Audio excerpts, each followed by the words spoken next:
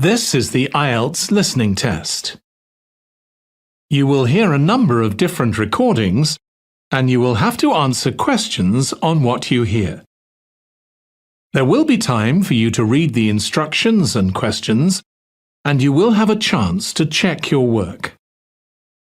All the recordings will be played once only. The test is in 4 parts. At the end of the test, you will be given 10 minutes to transfer your answers to the answer sheet. Now turn to section 1. You are going to hear a conversation about renting an apartment. First, you have some time to look at questions 1 to 6.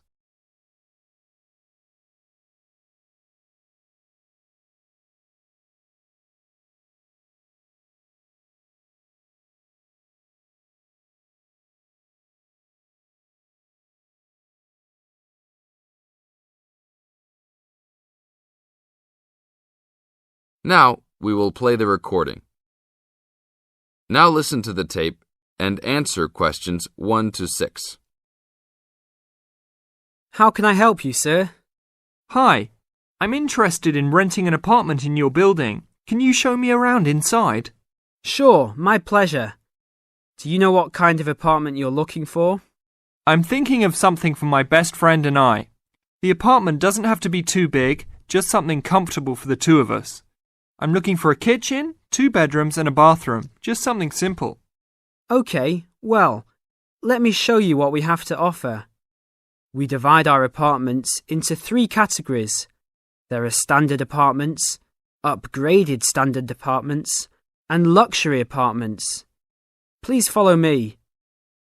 This apartment just went up for rent yesterday. The old tenants moved into a larger one. This apartment is what I call the standard apartment. It's small, but has everything you need. The kitchen comes with a refrigerator, an oven, and a stove. There is 1 bathroom with a shower, but no bathtub. The rooms are a good size, and both have their own closets. The living room has enough space for a couch. We will provide a television for you. These apartments are very popular with students because they are affordable and practical. Right now, we are renting these out for only $1,000 a month. I think this is a little bit on the small side. There's no space for a dining table or even for an extra desk. We will both need room to study. If there are guests over, we hope to be able to have a dining table big enough for at least 4 people. Do you have anything slightly larger? Maybe just an apartment with a bigger living room? Well, let's take a look. Right now, we also have an opening for a luxury apartment. This apartment is larger. It has 3 bedrooms, and all 3 are larger than the last one. And there are 2 bathrooms, and all have bathtubs. The kitchen is also larger, and come with an additional dishwasher and freezer. The living space has plenty of space for a dining room. How much is the rent on these apartments? These are more expensive, usually in the $2,500 range. Don't forget that there is an additional bedroom, so you could find another roommate to lower the cost. I think that's a little bit on the expensive side. We don't really have the time to find another roommate, so it's probably better to stick with the 2-bedroom places. Is there anything between these 2? Come with me. I can show you this apartment right now. But there are people living in it. There are no more of these kinds of apartments available at this moment. But if you decide that you like it, I can put you on the waiting list. And as soon as we have openings, you will be contacted. Sure, let's take a look. This is the upgraded standard apartment. As you can see, it's larger than the other 2-bedroom apartment. There are 2 bedrooms and 2 bathrooms, 1 in each room. The living room comes with a television, but no furniture. The kitchen is around the same size as the other smaller apartment. The basic difference is the additional bathroom and larger living room. These rent for around $1,400. Now look at questions 7 to 10.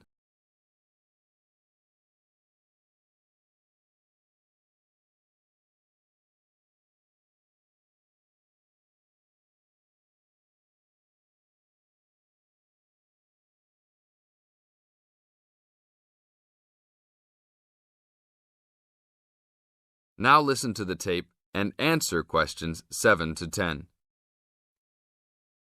Seems like a good deal. Do you know when an apartment like this will be available? That's hard to say. I know these people who live here right now should be graduating soon, so they might be moving out. Well, I guess I'll put my name on the waiting list. Hopefully there'll be an opening as soon as possible. That sounds like a good plan. I will notify you as soon as we have vacancies. You will have to leave us some information and a student identification number. Sure, no problem. My full name is Robert Jack Browning. Could I have your age, please? I'm 38. Your major? I'm studying biology. How about naming some of your hobbies? Fishing, golf, watching movies, and spending time with my family. Sounds like a good life. What is the price range of the apartment you are looking for?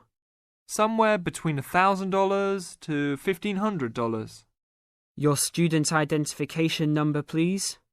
QS 45890. Could you repeat that? QS 45890.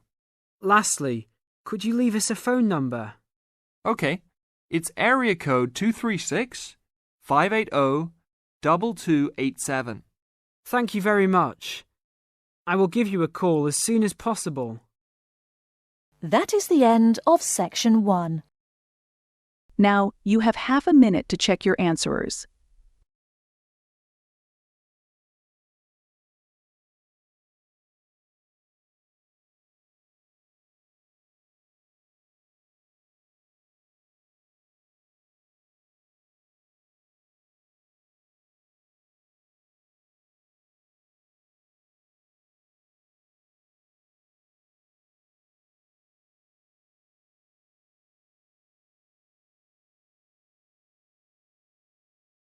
Section 2.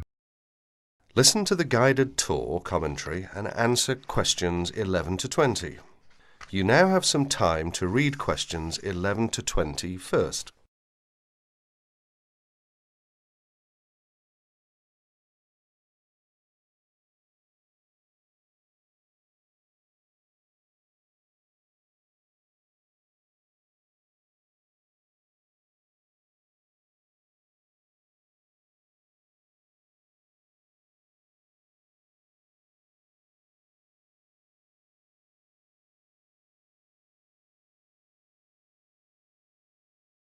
Welcome to the library tour.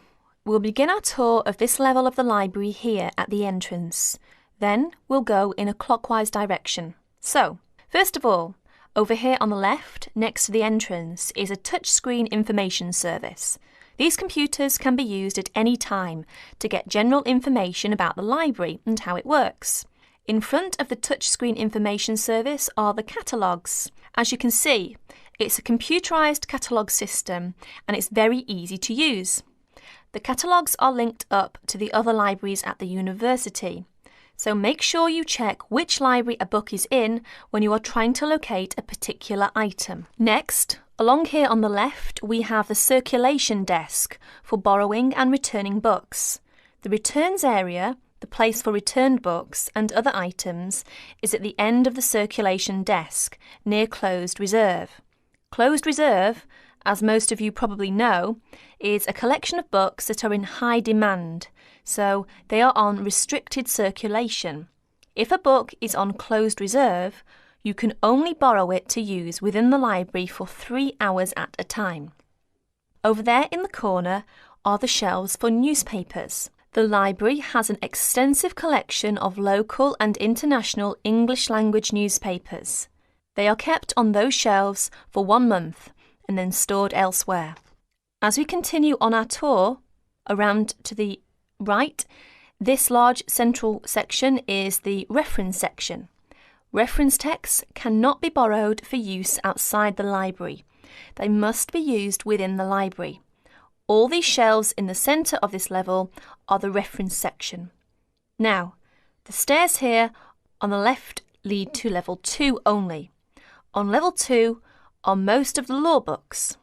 To go up to the other levels of the library, you have to use a lift. Beside the stairs are the restrooms for this floor. Now, as we walk around this corner to the right, this large room on the left is the Audio-Visual Resource Centre. You can come here if you wish to listen to a tape or watch one of the library's videos.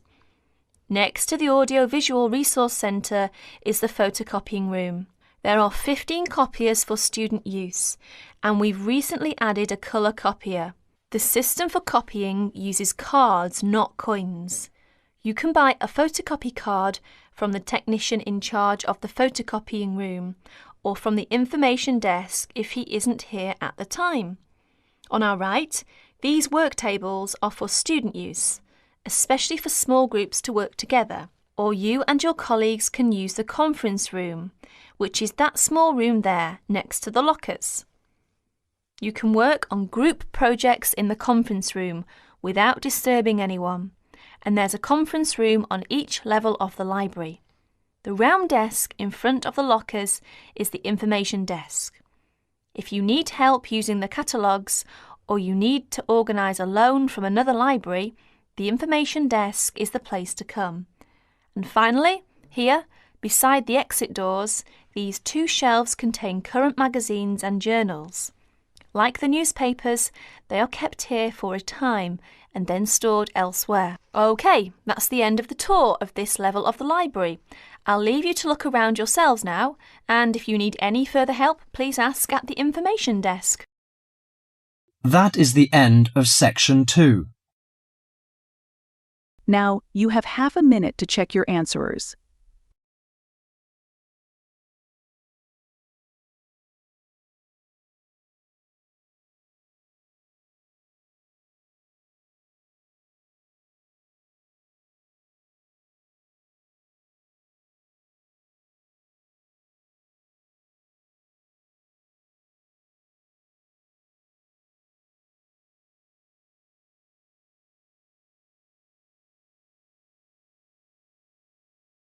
Now turn to Section 3. Section 3. You'll hear 2 students talking about different aspects of their university. First, you have some time to look at questions 21 to 26.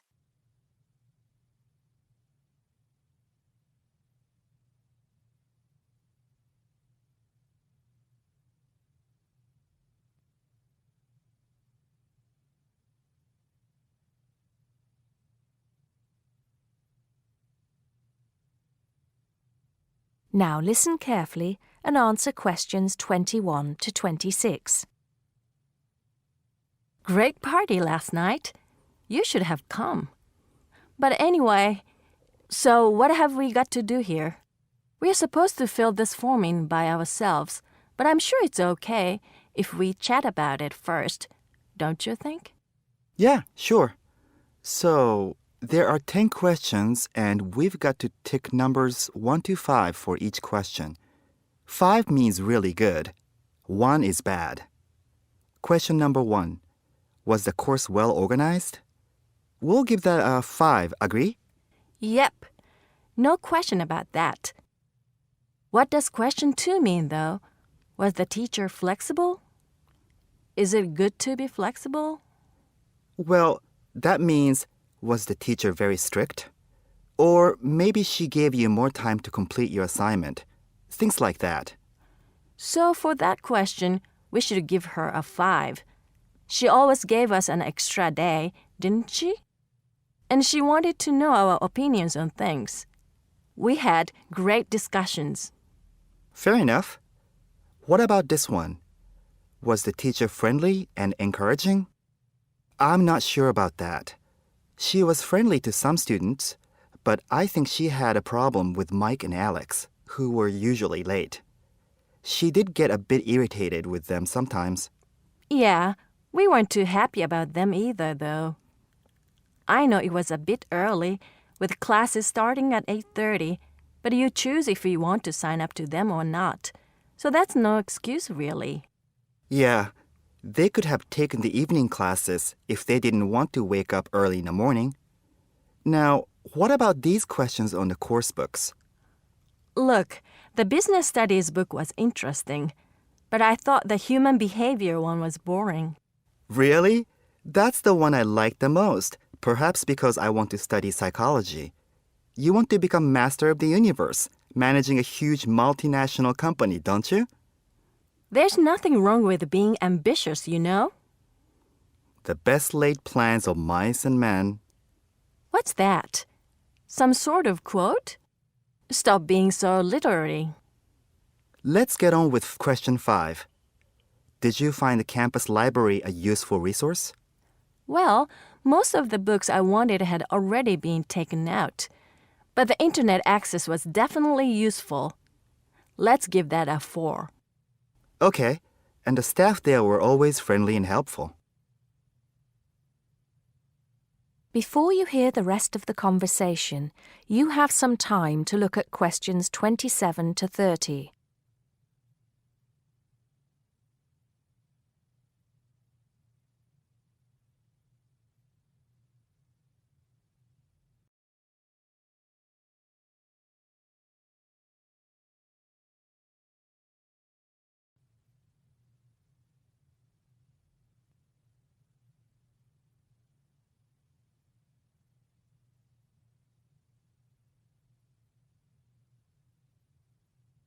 Now listen and answer questions 27 to 30. Now, what's this? You know, they keep going on at us about how we don't use the off-campus library enough. I suppose this question is to test if we know where things are there. So here's a plan of the library. You use it more than me. I've only been there once, actually. You tell me. Right. So as you go in, the librarian's desk is on your right. Directly opposite is the section for new publications, new books the college has acquired. Some of them are actually written by our own teachers, interestingly enough. Then there's lots of seating and the computers. Behind that, we've got the periodicals, newspapers and magazines. And that's before the reference section, you know, with the books you can't take out. Dictionaries and encyclopedias? That sort of stuff. Now, I do know where the management section is. It's right at the end on the left, isn't it? Just before the stairs up to the lecture theater. No. Sorry. Management and business studies, along with marketing, are all, as you said, at the back, but on the right. Oh, so what's on the left then? That's the fiction section, or literature. Now, if you want to photocopy something, where do you go? I think I remember. Isn't it one of the rooms after the entrance on the right? Yeah. It's between the multimedia room and the seminar room. They're all behind the librarian's desk. What about the toilets? For those, you have to go downstairs. That's where the computer studies section is too, for some reason. Let's get on with the next question. That is the end of section 3. Now, you have half a minute to check your answerers.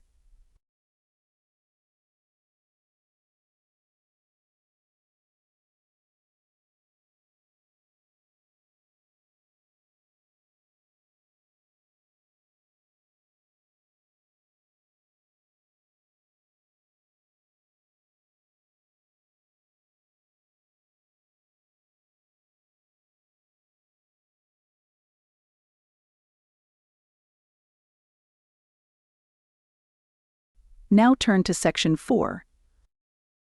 You will hear a lecturer talking to a group of engineering students about the design of a greenhouse. First, you have some time to look at question 31 to 40.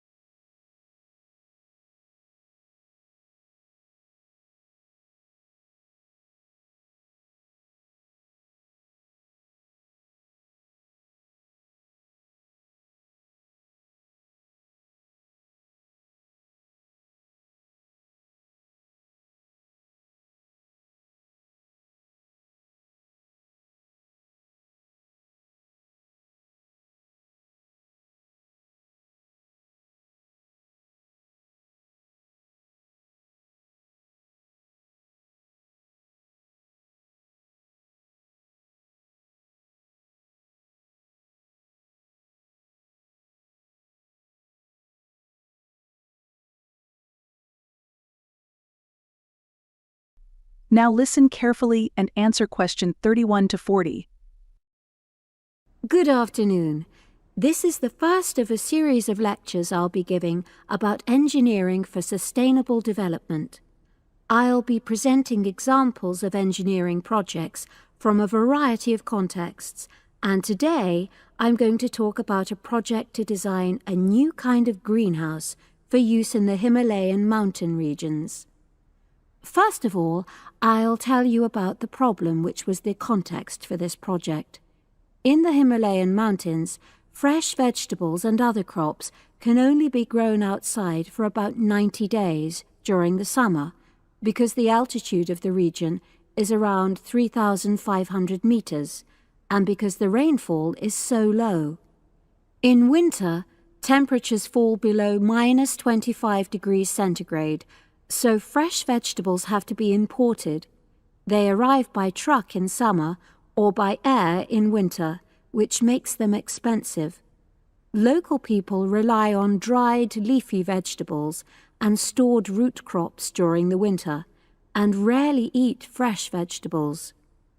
But despite the sub-zero temperatures, the skies over the region are cloudless, and there are over 300 sunny days per year.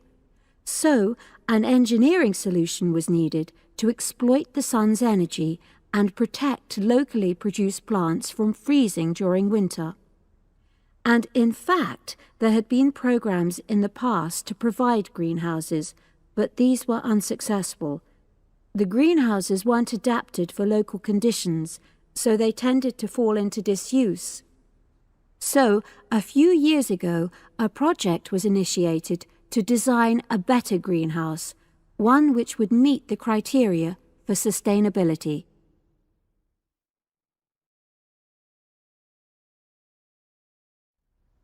So, what are the criteria for sustainability?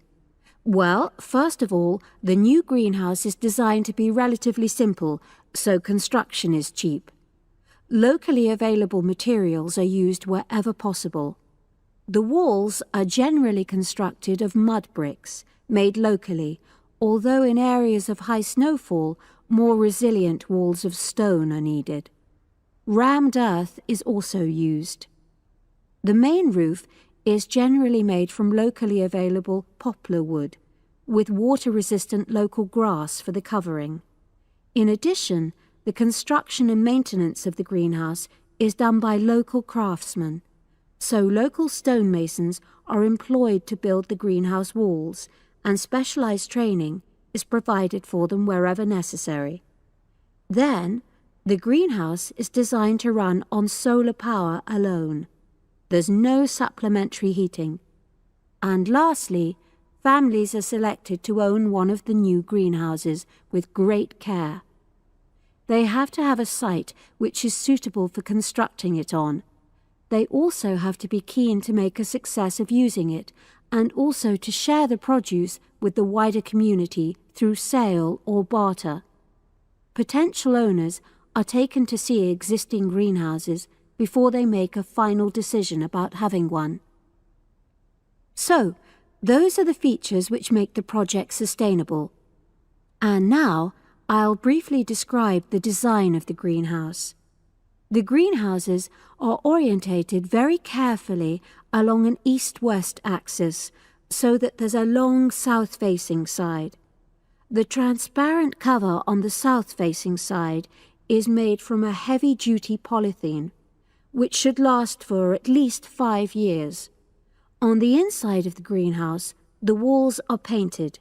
The rear and west-facing walls are black to improve heat absorption, but the east-facing wall is white to reflect the morning sunlight onto the crops inside. Finally, there's a door in the wall at one end, and vents are incorporated into the roof, the door, and the wall at the other end, to enable control of humidity and prevent overheating. I'll turn now to the benefits which have resulted from the introduction of these new greenhouses.